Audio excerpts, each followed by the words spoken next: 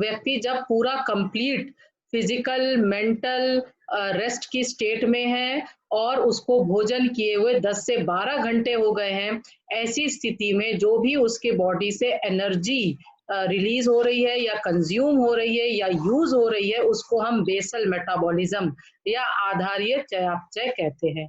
When an individual is in a state of complete physical mental rest and his body temperature is normal and he is in a state, he is in a post absorptive state, that means उसको भोजन किए हुए या खाना लिए हुए 10 to 12 hours हो चुके हैं और उसका बॉडी का टेम्परेचर नॉर्मल है। तो ऐसे कंडीशन में जो भी व्यक्ति की एनर्जी की लॉस हो रही है, that means now where he is losing his energy, where his energy is being utilised, his energy is being utilised in various involuntary activities, जिसे हम हिंदी में बोलते हैं अनैच्छिक क्रियाएं। वे क्रियाएं जो हमारे बस में नहीं है, those activities that which have no our control, हमारा उसके ऊपर कोई कंट्रोल नहीं है और वो होती रहती हैं। दूसरा पॉइंट क्या है, ये वो एक्टिविटीज हैं जो हमें जीवित रहने के लिए अत्यंत आवश्यक है। These are those vital activities for our life. अगर हम जिंदा हैं तो वो एक्टिविटीज का होना बहुत जरूरी है, जैसे your heart beat, your blood circulation, functioning of your kidney, functioning of your brain, functioning of your nervous system.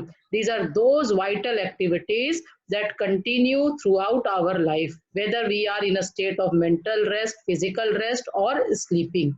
ठीक है, तो यहाँ पे जब BMR की हम बात कर रहे हैं तो वो सो नहीं रहा है, the person is not sleeping, वो जागृत अवस्था में है, who is not sleeping, he is awake, but he is in a state of complete mental and physical rest. ये ध्यान रखना है, और उसका बॉडी टेम्परेचर नॉर्मल है।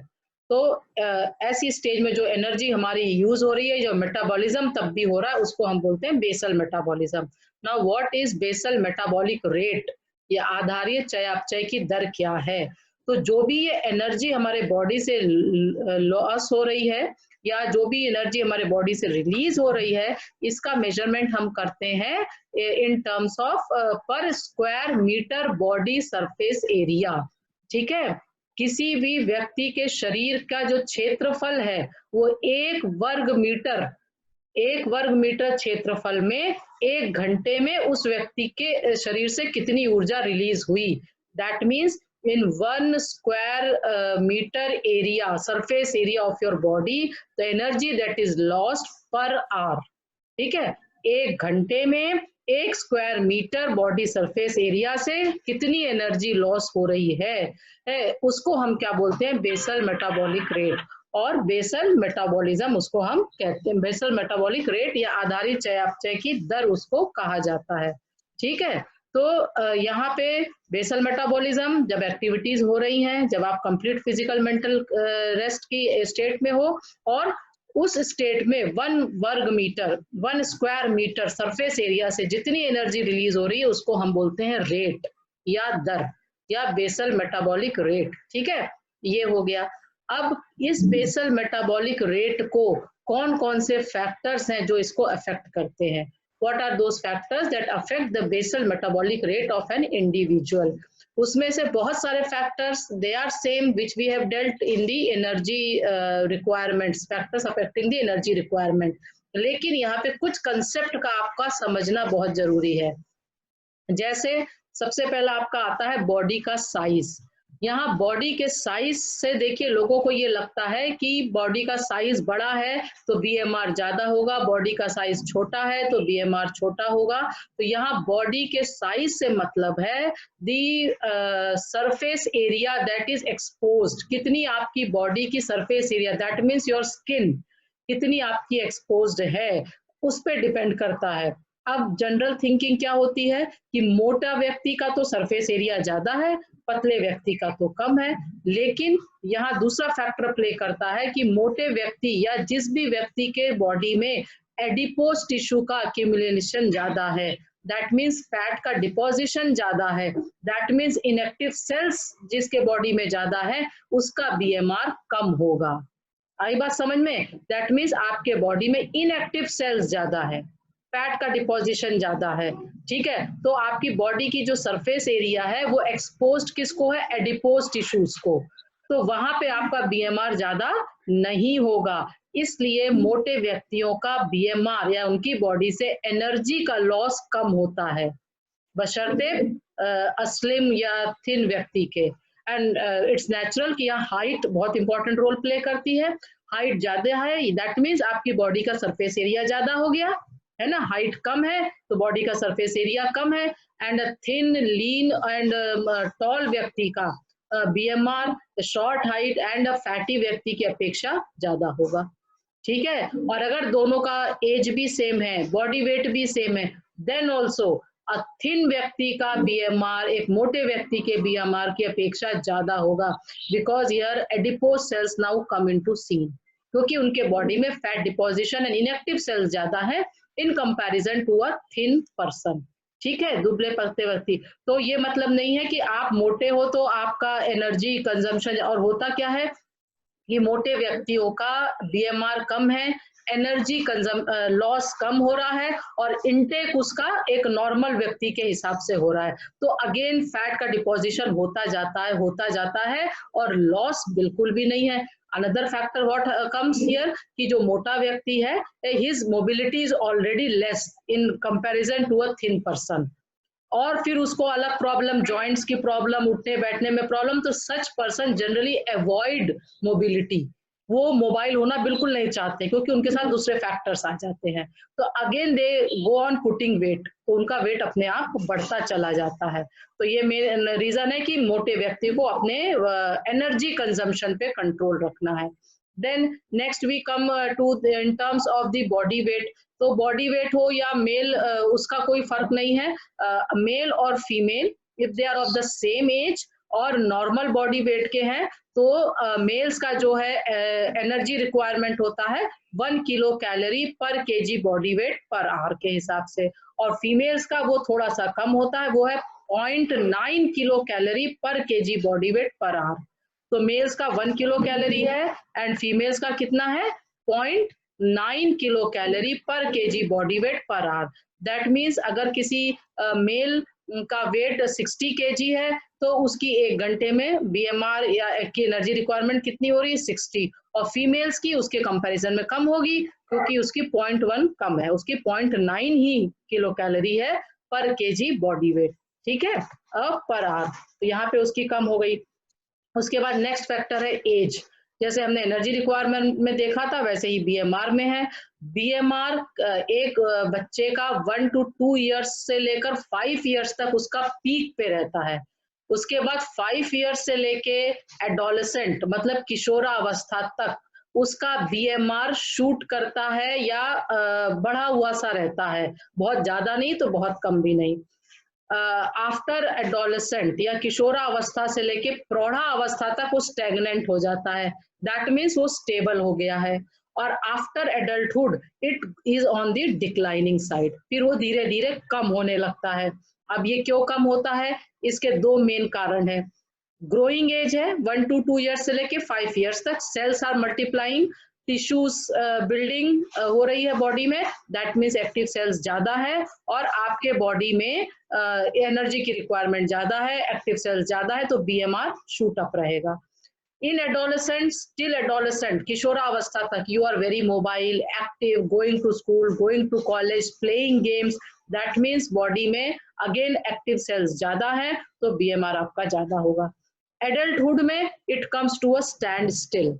It depends now on your job profile, आप किस तरह के काम में हो, whether you are a sedentary worker, moderate worker और हेवी वर्कर, कि आप मध्यम क्रियाशील है, कम क्रियाशील है या अधिक क्रियाशील है, इन चीजों पे डिपेंड करेगा एडल्टहुड में, otherwise it's a stagnant one. Energy consumption here depends on your activities, और बीएमआर यहाँ स्टैग्नेंट हो जाता है, स्टेबल हो जाता है। Then after adulthood again it comes to the lower side, क्यों, क्योंकि here also with the increase in age fat deposition body में होने लगता है, मोबिलिटी कम हो जाती है, building up of your new cells and tissues कम हो जाते हैं, तो धीरे धीरे आपका बीएमआर भी कम होने लगता है और at the old age BMR आके एकदम कम हो जाता है। सो इट्स नेचुरल कि इस एज पर आके आपकी एनर्जी का इंटेक कम हो जाना चाहिए, और नहीं तो this results in a number of other diseases, ठीक है, बहुत सारी डिजनरेटिव डिजीजेस के चांसेस होते हैं, including heart disease, blood pressure और अलग तरह की। तो इसलिए यहाँ पे हमें ध्यान देने वाली बात है कि हमें इसको कम करना चाहिए, ठीक है।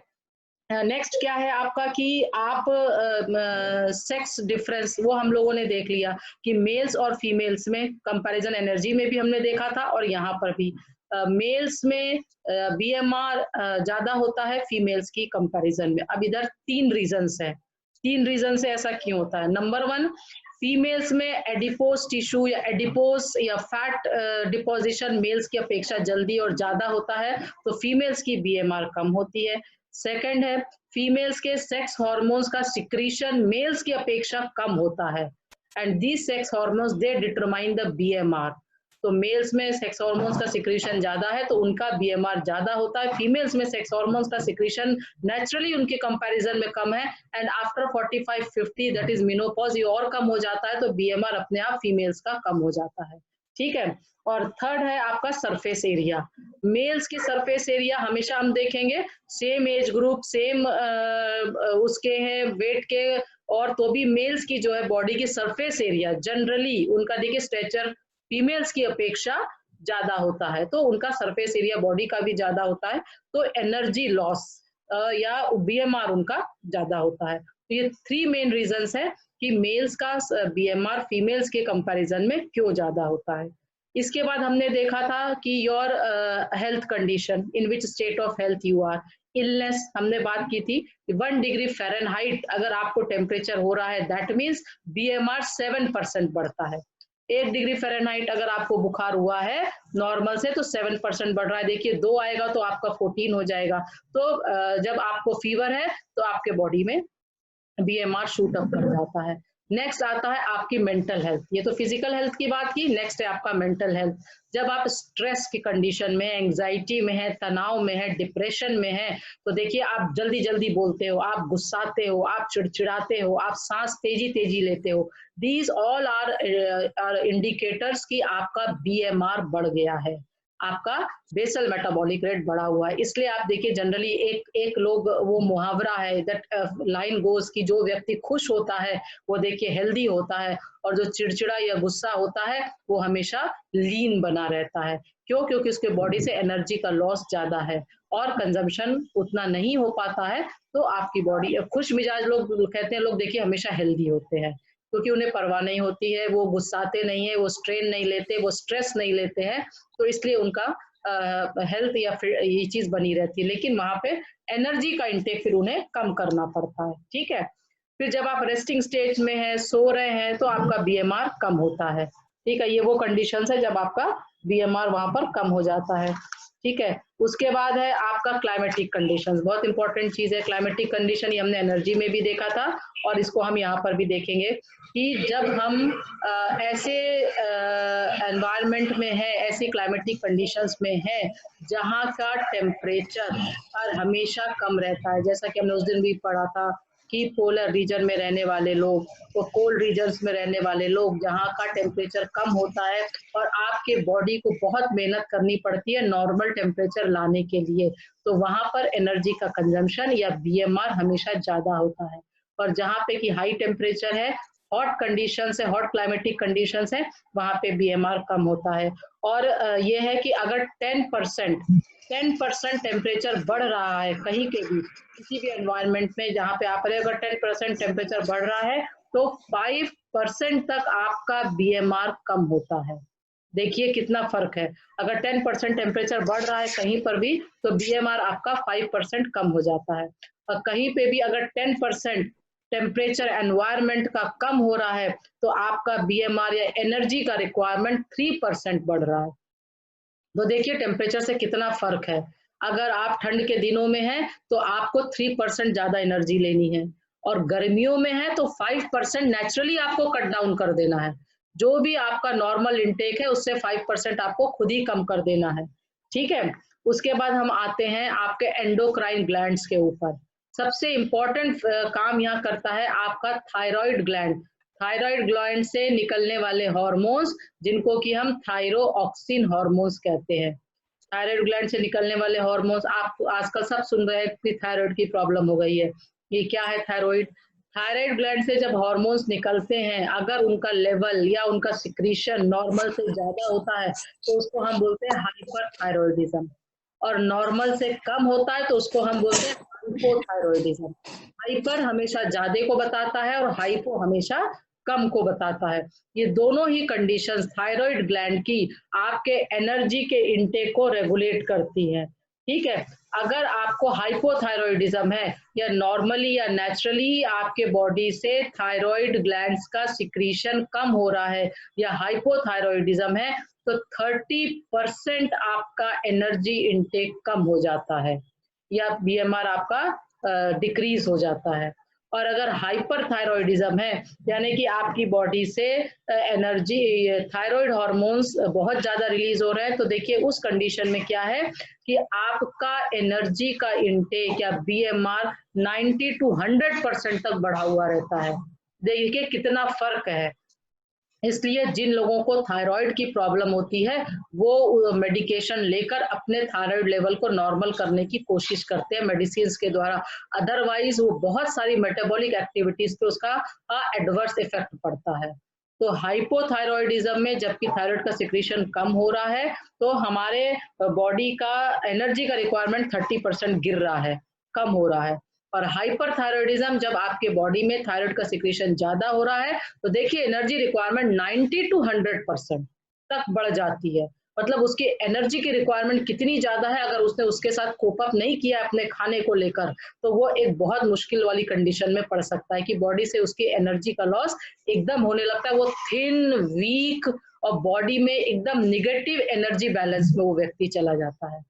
इसलिए थायराइडिज्म या थायराइड का होना, थायराइड से रिलेटेड बीमारियों का होना, ये बहुत अच्छी बात बिल्कुल भी नहीं है।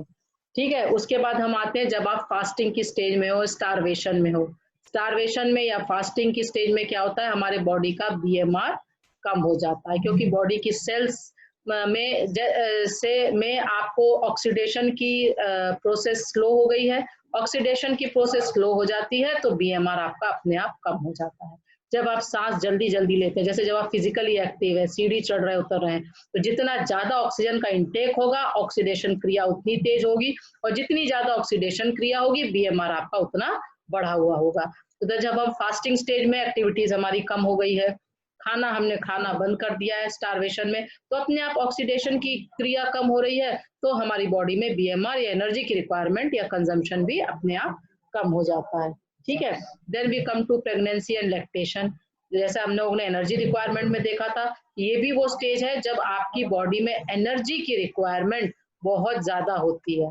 ठीक है, और ये है कि आप जब एक प्रेग्नेंट लेडी की बॉडी में का बीएमआर 10 to 15% नॉर्मल से ज्यादा होता है। तो अगर कोई लेडी प्रेग्नेंट है तो उसका नॉर्मल से 10 to 15% बीएमआर ज्यादा है, तो 10 to 15% उसको अपना एनर्जी का कंजम्पशन भी ज्यादा रखना होगा। तो ये प्रेगनेंसी और लैक्टेशन में तो लगभग 10 to 15% एनर्जी का रिक्वायरमेंट बढ़ जाता है। एडोलेसेंस में बढ़ा हुआ होता है, क्योंकि आपकी टिश्यूज का वेयर एंड टेयर हो रहा है, बॉडी के टिश्यूज बन रहे हैं, हार्मोन्स के चेंजेस हो रहे हैं, और आपकी फिजिकल एक्टिविटी भी खूब है। फिर आते हैं कुछ मेडिसिन या दवाइयाँ। कुछ मेडिसिन या दवाइयाँ ऐसी होती हैं जो आपके मेटाबॉलिज्म को या हार्मोन्स के लेवल को या थायराइड हार्मोन्स के सिक्रीशन के साथ इंटरफियर करती हैं, तो उसका भी आपके बीएमआर को कम करने में या ज्यादा करने में उनका उस पर इफेक्ट होता है। ठीक है, तो ये सारे वो फैक्टर्स थे, एक तरह से हम लोगों ने उनको देखा है कि ये जो आपके बॉडी की मिनिमम एनर्जी रिक्वायरमेंट को अफेक्ट करते हैं। तो हमारा जो एनर्जी का रिक्वायरमेंट है, वो इस मिनिमम एनर्जी रिक्वायरमेंट के साथ साथ specific dynamic action of food plus your activity, ये तीन चीजों को मिलाकर ही हम आपकी एनर्जी या किसी भी इंडिविजुअल की एनर्जी की रिक्वायरमेंट को हम फाइंड आउट करते हैं या डिटरमाइन करते हैं। ठीक है, तो यहाँ पर आकर ये आपका एनर्जी